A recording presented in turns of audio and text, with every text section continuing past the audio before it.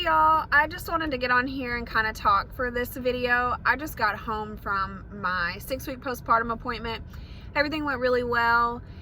We were able to talk about what happened during my labor and delivery, the placental abruption. And if you're new here, when I was pregnant, I was being monitored for elevated AFP levels. They were like double what they were supposed to be, and they were worried that my daughter had spina bifida. So I was seeing a specialist and she turned out to be okay. So then when I was 32 weeks pregnant, I started doing non-stress tests twice a week at the hospital to be monitored for any other complications, because normally when you have an unexplained AFP level, and sorry, not normally, because my doctor just told me today that it's kind of like rare instances that happens, but whenever you have elevated AFP levels and your baby turns out fine, sometimes it is an indication that there's something wrong with your placenta. And that just so happened to be what happened to me. At 36 weeks pregnant, my placenta abrupted and I went into preterm labor, but my baby girl was fine. It was like she was born like the day before 37 weeks, so she came out healthy and was great and all of those things. And my doctor actually told me today that you do have those rare instances where you have elevated AFP levels and it's in correlation with the placenta issue. So we were able to talk about that today. But I also just kind of wanted to get on here and talk about like how I'm feeling mentally and stuff postpartum. And I kind of second guessed doing this, but I feel like this is the problem, is nobody likes to talk about it, or like it's not talked about enough. I am someone who struggles with depression and anxiety, and I have for years now. I kind of like go, as far as like the depression goes, it kind of just comes and goes. It's not always around and it doesn't always look the same.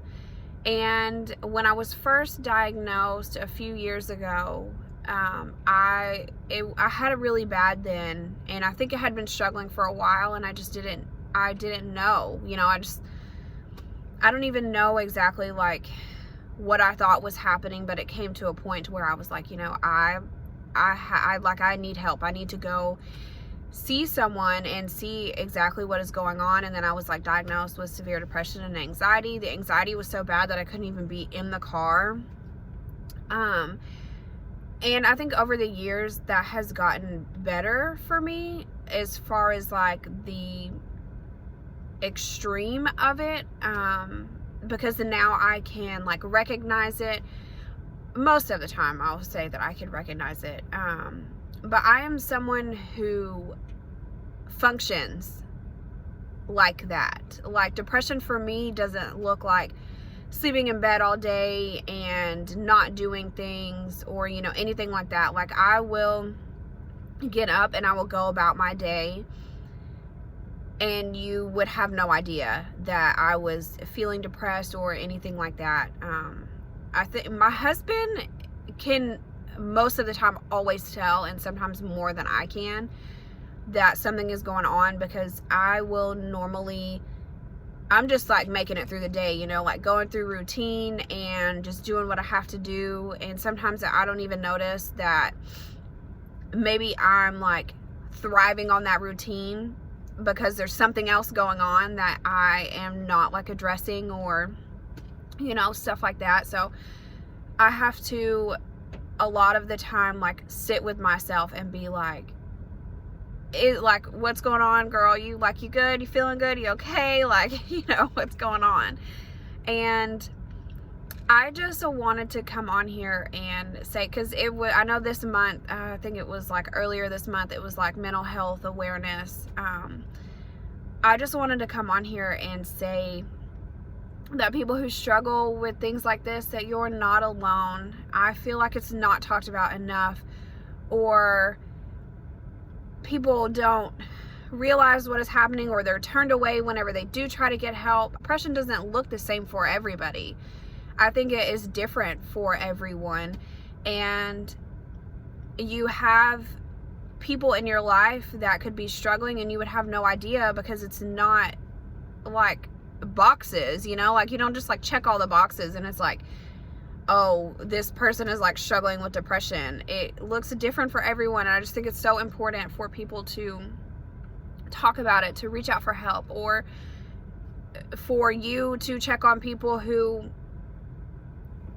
maybe you think are struggling, or you don't even know. Just like, even just like check in with that friend or that family member or someone, and just because, I mean, you never know, and that person that you're reaching out to, that could mean everything to them. You know, some people don't like to open up about it. Like, I'm one of those people who was like that for a really long time. I kept it hidden, and most of the time I still do. So this video, again, like I said in a few videos ago, people are going to be very shocked because it's not something that I like to talk about, because for the longest time I thought that made me a weak person, or people were going to think certain things about me, and that just didn't make me feel good. But everybody has their own struggles, and there's absolutely nothing wrong with someone who struggles with depression and anxiety. And, you know, I just feel like we need those people to reach out, or we need to be the people reaching out and being there for people, because it's so hard, and it, you know, it's not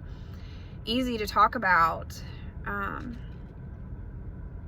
Yeah, I felt like there was so much I wanted to say when I got on here, and I know that there's so much more that could be said, and I'm really nervous about putting this video out, to be totally honest with y'all. But I feel like when I decided to do YouTube or even my Instagram, I wanted to have a platform where I could be real and raw, and I feel like a lot of that is needed right now in this world and everything that's going on, and just in general, because it's so easy for people to look at the squares on Instagram or watch YouTube videos and be like, oh, this person has this or this person has that and their life is perfect, when in all reality there's so much more that is behind that camera or in that picture, you know.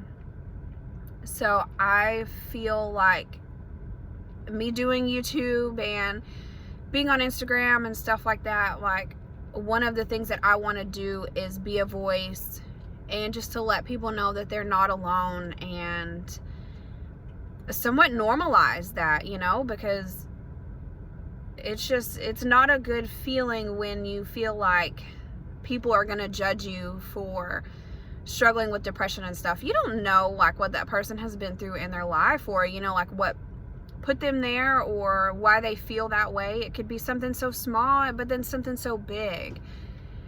And I just think we need a little bit more of that to be talked about, and a little more kindness. And, you know, so I, you know, going forward, I want to be able to, like, put this stuff out and just let people know, like, hey, I'm here if you need someone to talk to. And it's okay if you're not doing so great, and it's okay not to be okay, but I think it's so important to reach out for help first and foremost, because that is so important for you and for everyone around you, for you to, you know, be healthy and happy, and, you know, everybody wants that. But yeah, okay, I think I'm done rambling now.